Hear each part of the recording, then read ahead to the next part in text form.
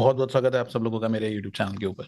And I really love the feedback जो आप लोगों ने पिछले वीडियो पे दिया है कर्स्ड मैरिज को लेके। मैंने सोचा इस बार एक और बहुत इंपॉर्टेंट टॉपिक है टॉक्सिक मैरिज को लेके या टॉक्सिक रिलेशनशिप को लेकर एक बात करी जाती है, क्योंकि बहुत सारे रिलेशनशिप जो है वो इस तरीके से टर्न आउट हो जाते हैं। तो उसके क्या कॉम्बिनेशन और क्या केसेस रहेंगे उसके बारे में बात करेंगे। तो ये बेसिकली मेरा ओरिजिनल रिसर्च है।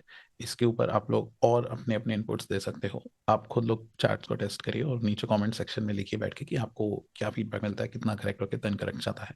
मैंने अब तक ये ऑलमोस्ट मोर देन 100 चार्ट्स के ऊपर देखा है एंड कुछ केसेस मैंने यहाँ पे दिखाए हैं जिनके बारे में हम बात करते हैं। And let's go to the topic.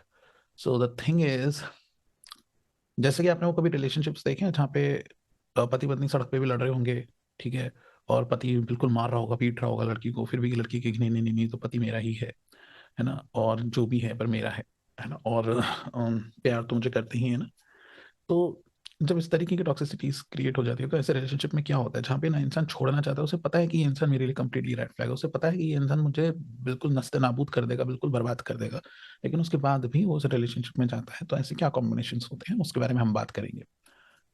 तो let's go to this and if you can see here, so the rules of the toxic relationship: Venus should not be matched with Ketu or Rahu in any of the D1 or the D9 charts. Even though Rahu is acceptable to some extent, Ketu should be avoided at all costs. Ketu बिल्कुल भी connected नहीं होना चाहिए Venus के साथ, either in the D1 either in the D9। मैं बताता हूँ किस तरीके से होता है। क्योंकि केतु क्या है, वो हमेशा एक आपके कार्मिक बैगेज को शो करता है जो आप पास्ट लाइफ से लेकर आ रहे हो। ठीक है, जब वो वीनस मैच होता है तो वो कहीं ना कहीं इस बात को रिप्रेजेंट करता है कि ये जो कनेक्शन है, ये जो कार्मिक कनेक्शन है, जिसको बेसिकली टैरो रीडर्स ने बहुत ज्यादा फेमस कर दिया है इस वर्ड को, कार्मिक रिलेशनशिप है, you know this is your कार्मिक रिलेशनशिप, वो आया है आपसे ना बदला लेने के लिए। पहली बात, हर रिलेशनशिप कार्मिक रिलेशनशिप नहीं होता है। ठीक है, मतलब आई मीन कि या every relation is somewhere connected karmically, but हर इंसान आपसे कोई हिसाब किताब लेने के लिए नहीं आया होता है। सिर्फ कुछ ही रिलेशन ऐसे होते हैं जिसमें वो हिसाब किताब होते हैं, बाकी तो आप लोग बेसिकली अपनी बुद्धिहीनता के चक्कर में एक दूसरे के साथ रिलेशन नहीं निभा पा रहे हैं, that's why it is falling apart. But हर रिलेशनशिप को वो कार्मिक रिलेशनशिप बोल देना, you know you have to suffer like this, you have to, ऐसा नहीं होता।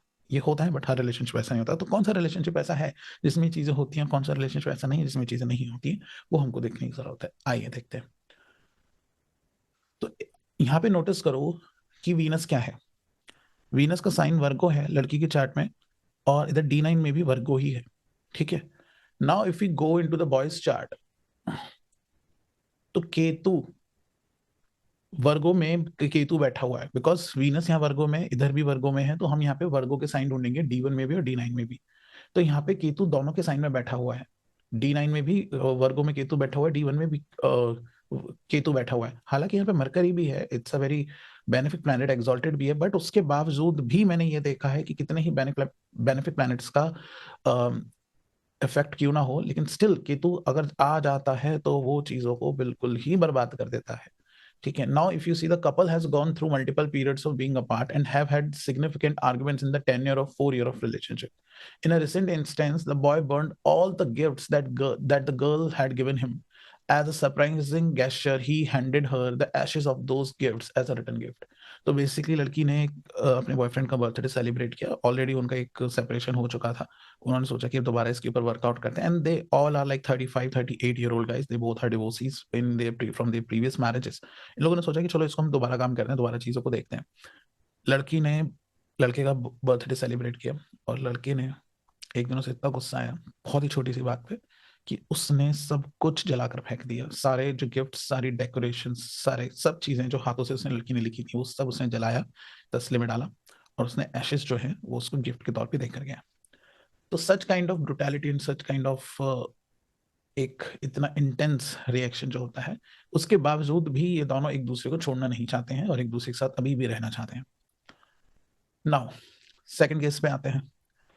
तो अगर तुम यहाँ देखो तो वीनस क्या कहाँ कहाँ पर है, 4 और 12 में है। ठीक है, लड़की का 4 और 12 में वीनस है। यहाँ पे केतु 4 में बैठा हुआ है, यानी कैंसर साइन में बैठा हुआ है। 12 में यहाँ पे कुछ नहीं है, गुलिका है। और इधर 4 में देखे तो अगेन राहु यहाँ पे आता है। ठीक है, और 12 में अगेन यहाँ पे कुछ नहीं है, तो अगेन केतु और राहु का कॉम्बिनेशन मिल गया। Venus is matching with Rahu and the Ketu. Before getting married they experienced on again of again relationship, basically of on end of relationship in लोगों ने फेस किया जब ये लोग शादी से पहले थे। करीबन 3 से 4 साल ये लोग रिलेशनशिप में था, वो ऑन ऑफ चलता रहता था।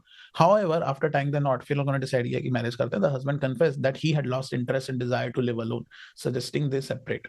तो लड़के ने ये बोला है कि मुझे डिवोर्स नहीं चाहिए तुमसे, बट हम लोग अलग अलग रहते हैं, मैं तुम्हारे साथ कनेक्टेड फील नहीं करता हूँ, मैं तुम्हारे साथ हैप्पी फील नहीं करता हूँ, मुझे अकेले रहना पसंद है। इट्स नॉट दैट कि तुम्हारे अंदर कुछ कमी है, तुम्हारे अंदर कोई भी इश्यू, तुम्हारे अंदर कुछ नहीं है, बस बस मैं फील नहीं करता हूँ। ये पता नहीं क्या नाटक, ये नौटंकी चल रही है, वो मुझे नहीं आता, बट इस तरीके से ये बोला गया है लड़की को। और despite the women's profound love for him, she refuses to consider divorce. ठीक है, लड़की ने साफ मना कर रखा है कि मैं डिवोर्स बिल्कुल नहीं लूंगी। लड़का भी डिवोर्स नहीं देना चाह रहा है। Unfortunately the husband is unwilling to provide her with the necessary documents to enable her to pursue her career independently.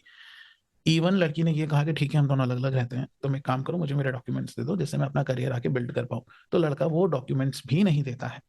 तो वो ना तो तुमको जाने देगा, ना वो तुमको रहने देगा। तो जब ये इस तरीके का रिलेशनशिप हो जाता है ना, तो ये ज्यादा टॉक्सिक हो जाता है। और एक सबसे बड़ी बात ये है देखने के लिए कि देखो, डिवोर्स हो जाए ना तो वो फिर भी बहुत अच्छा रहता है, क्योंकि एटलीस्ट आप एक रिलेशनशिप से बाहर निकल चुके हो।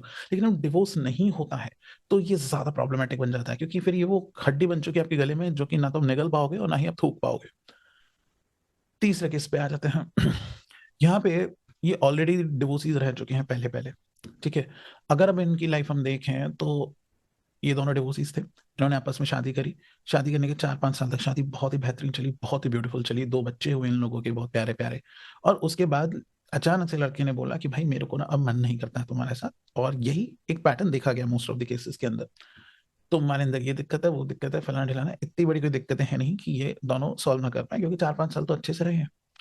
तो लॉजिकली ऐसा कुछ नेचर तो चेंज नहीं हो जाएगा, इतना बड़ा नेचर कि आप इतना बड़ा डिसीजन ले लें। लेकिन लड़के का अचानक से हुआ कि हम मेरे को मम्मी पापा के साथ, वो अलग फ्लोर पे रहता है, लड़की अलग फ्लोर पे रहती है। और इतनी लड़ाइयाँ हो चुकी हैं इन लोगों के आपस के बीच में कि लड़का मतलब अलग अपना खाना खाता है, लड़की अपनी अलग खाना खाती है। They don't even have any relation sexually, आपस में कुछ नहीं है।